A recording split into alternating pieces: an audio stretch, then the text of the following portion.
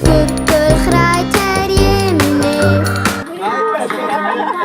Ich bin Lisa, gehe in die 4. Klasse, bin 9.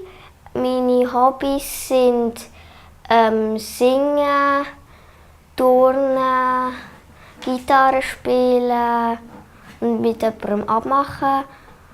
Er schüttelt sich, er gibt sein Säcklein hinter sich. Er ist tanzt ein lieber Putzemann in unserem Haus herum. Beim Tonstudio mit Martin habe ich meistens ein Blühstiel heben, weil ich sonst immer das Kabel umfingerle. Und dort hat er zum Beispiel gesagt, was ich machen muss und so. Und was ich nochmal machen muss und was gut ist. Kuh macht und Schöfli mehr. In der Schule ist mein Lieblingsfach Handarbeit, Turnen und Werken.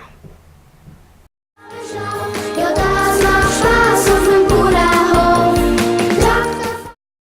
Ich schlaf so gut mit meinem Kuschelbett. Er ist auch mein bester Freund.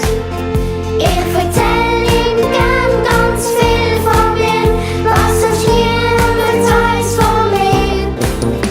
Traktor fahren, Mais und Pflanzen, Rössli reiten. 8 Kiddies geben Gas und das auf Mundart. «Hallo Schweiz» ist das erste Album der Schweizer Kiddies. Poppige Lieder auf klein und gross auf 2 CDs mit Playbacks und Text im CD-Büchli. Jetzt im Handel, online und digital erhältlich.